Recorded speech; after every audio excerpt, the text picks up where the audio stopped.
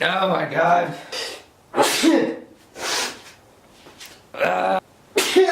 Fuck. Hey, what's up you guys? This is Shadow Walker Cosplay with yet another video for you guys. Sorry if my face is a little bit puffy and I'm a little bit squinty-eyed. You know, first week of spring, the allergies just like to rape my face. So, anyway, yeah, so if I'm sounding a little bit congested, you know why. Today we're going to be going through the part 2 of the Revan helmet and kind of just continuing the first part, so roll the intro.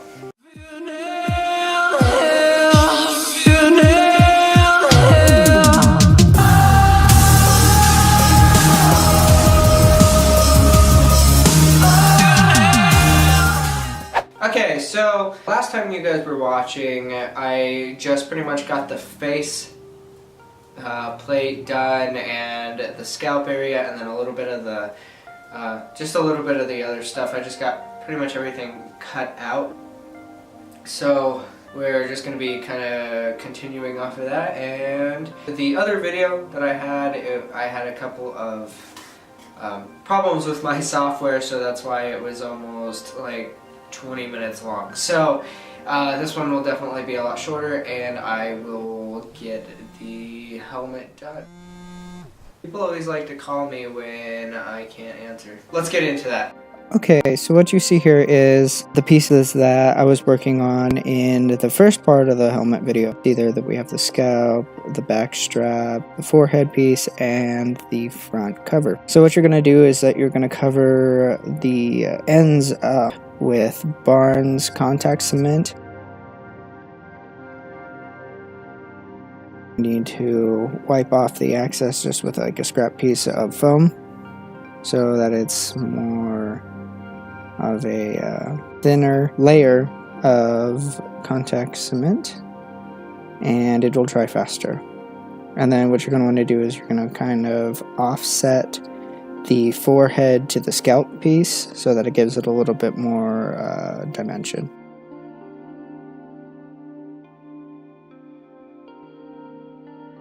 And then you're going to put the face placement on. The reason why I didn't film that is because I had a lot of problems trying to getting that straight.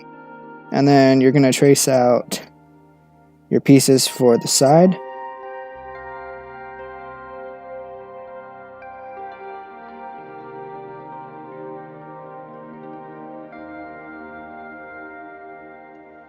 I'm going to make 2 of those.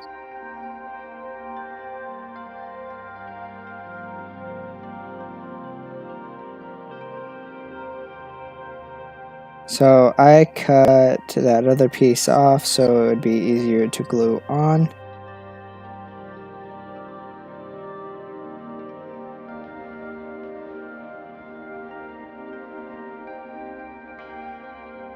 And I used like 2mm foam for this, and both of these pieces had adhesive on the back side, so you can just add a little bit of contact cement and it will not come off.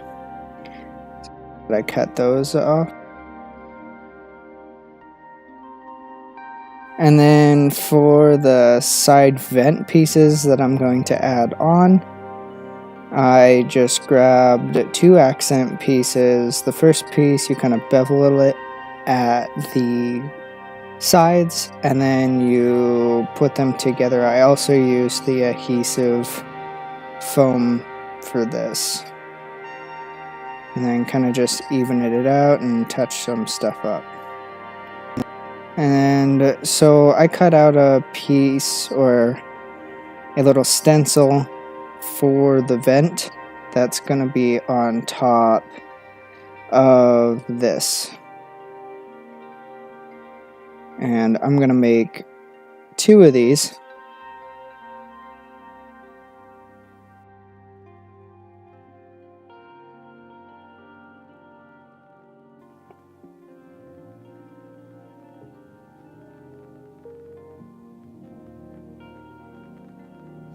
And stick them together so that it has a little bit of extra thickness to it.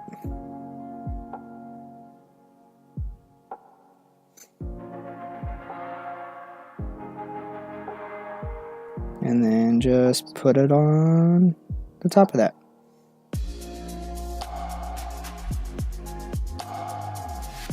And then for the vent pieces, all I did was I just got a scrap piece and I'm going to shelf them so it looks like they're separate pieces on here. What I didn't realize, I kind of messed up and I started doing it from the top. You need to start from the bottom. I wonder when I'm going to figure that out that I'm messing up.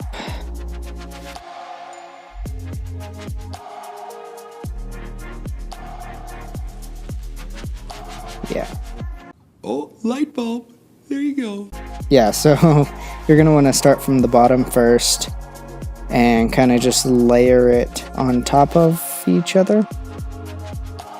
And like I said, it doesn't have to be super pretty at first. Kind of just put them on there evenly spaced so that it looks nicer. And then you're going to go and cut off the excess stuff on the outside and Dremel it so it looks pretty.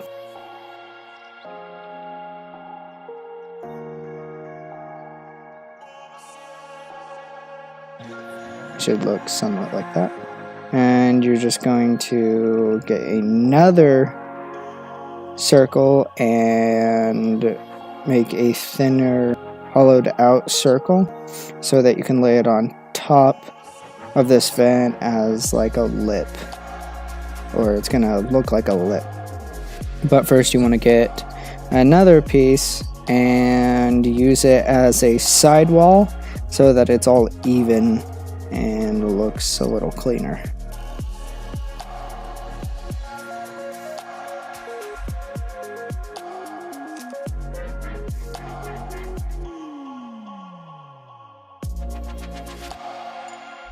Just like that. And then you're going to want to repeat this process and create two. Here's the second one. What I did was I kind of made a bevel to it so that it faced a little bit downwards as well. And then you're just going to lay it like that. Glue that back piece on. And just kind of stick it right on top of there.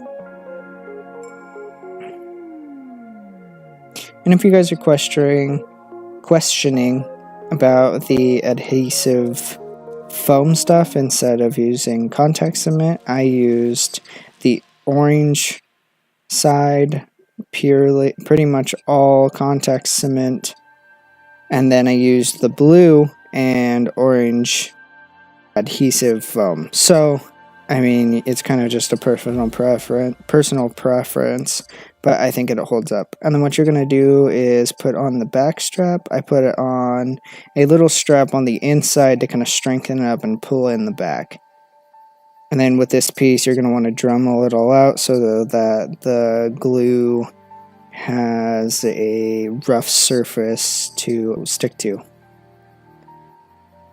And then just make sure that it is centered and stick it on.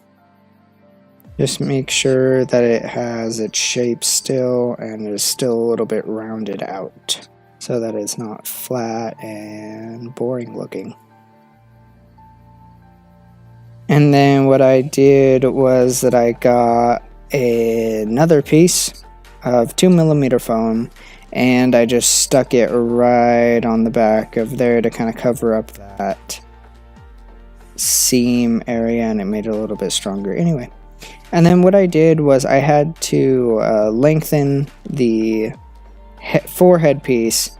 And then also with this, you just get a drop sync assembly, which I also made my mother's lightsaber out of.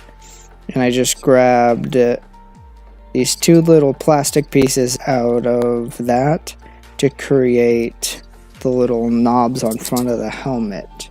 If you guys want to know how I made that lightsaber, just comment down below and we will make a tutorial on how to make a lightsaber. And then what you're going to do is that you're just going to glue in this metal mesh right in there to make it look a little bit better. And all I did was I just glued it in with some hot glue. And then I just colored a piece of foam black to set behind the screen so that you can't see the foam on the other side, and it's gonna be like bright yellow if you don't do this, or whatever foam that you used for the actual helmet. It just kind of created more of a depth to it, and I think it worked out pretty good. And there it is. So that's the helmet, pretty much complete. Okay, and then I wanted to add the, like, that kind of like mohawk thing that a lot of Mandalorian helmets have, and I kind of just wanted to cover up these seams a little bit more that's actually on the helmet. So yeah, I just measured out the back where it kind of has that dip down, and I kind of just gonna follow that all the way up to the edge of the forehead piece to make it look a little cleaner. And just make sure that it lays down flat. I actually kind of had a problem with it. It kept wanting to bunch up and everything on me, like it did right here, but that is completely okay, because what I did is I just cut it and then laid it down flat, and then I was going to make that into a gouged kind of battle damage thing anyway, and I think it turned out alright. And then on the back here, I just added some like ventilation looking holes, I guess you could say. I've also noticed that they have these on the back of the helmets all the time. And then I just went in with some spackle to cover up any seams or any holes correction stuff. And I would have used some quick seal. And then afterwards, you're going to want to go through and just sand it and make it a little bit more flush. And it doesn't have to be absolutely perfect, because Revan's helmet is a really old helmet. And he's been wearing it and been in a lot of battles and stuff with it as well. So it's going to be a little bit banged up. So if it's not absolutely perfect, that just adds character. So what I did was I went and taped off the vents. Make sure that you use a mask for this, to lay some rubber plasti dip down to seal the foam. Make sure that you guys are wearing a mask when you guys are using paint or burning foam, because the toxins that come off of the foam or anything like that is very, very toxic, so you don't want to breathe that stuff in. Kind of like what I'm doing here, I just added more accent lines. You guys don't have to do this, but I chose to add a little bit more dimension and everything to the mask. And I actually forgot my mask right here, so don't follow in my footsteps and make sure that you guys wear them.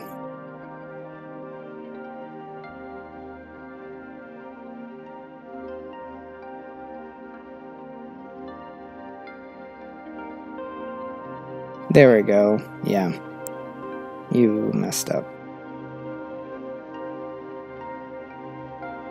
And then I just added a little bit more plastic to it, and I found out that if you guys, after you get 2 coats of the plastic dip on, you add 1 more coat, and you go over with your heater and kind of burn the plasti dip a little bit, and it bubbles and creates a really cool texture on the top.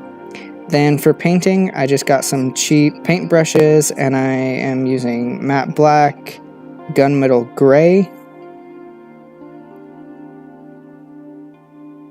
and barn red matte acrylic paint. So with this, I kind of just put it on a piece of paper. I couldn't find my palette or anything that I usually use. And there I am jamming a little bit. And then you just want to get a decent amount of this out. And then what I did was I just laid down a layer of the matte black all over the helmet. And you will see why after I get all of this laid down.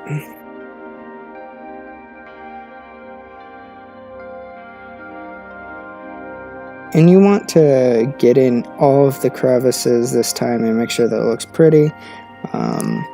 Because when you paint it, you want those indents and those burns and everything to be all black in there so that it doesn't look as flat.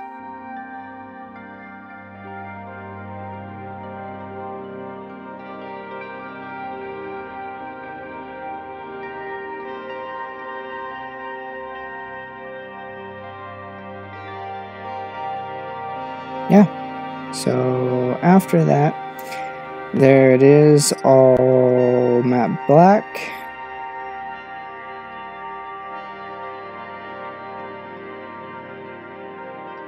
And then what I did for this red, so that it was a little bit darker, I took the barn red and mixed in some matte black and the metallic silver so that it had a little bit of like a metal sheen to it and it wasn't just matte. So I just mixed all three of those together to get this really nice deep reddish brown color.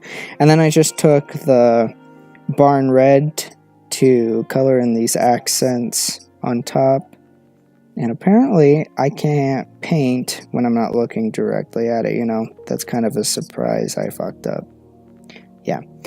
My disapproval face. But then it should look something like that. Don't make it super pretty, or it'll look kind of unrealistic.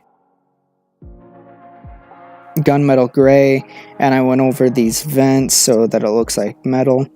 And there's actually a really good example of what I mean by burning the plasti dip so that it has all these ridges and bumps and everything, so it looks like grime.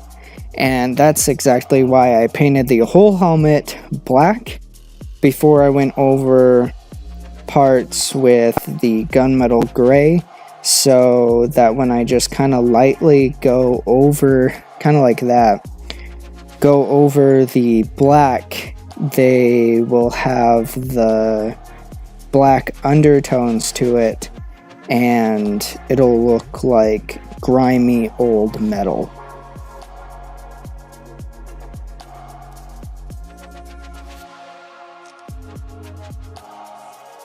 Don't know if it's picking it up super well. And then the sides, I kind of wanted it to be a black color, but I wanted to look like that it has wear and that the metal underneath is showing through, so I didn't go super heavy. And then what I did, since I don't have an airbrush, I kind of just had to do some dry brushing with the matte black to shade in some of these overhang pieces so that it gave it a little bit more dimension, didn't look as flat. And there is the painting when it's all done.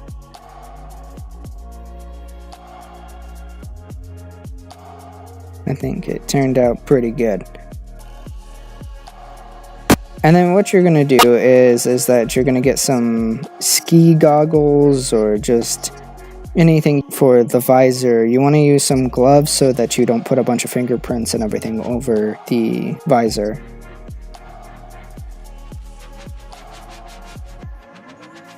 You also can get cheap plastic folders instead if you want to go a little bit cheaper.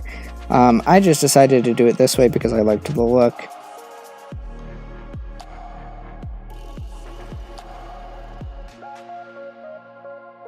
What you're going to do is you're going to go in and Dremel out some pieces, and then you're going to use Loctite.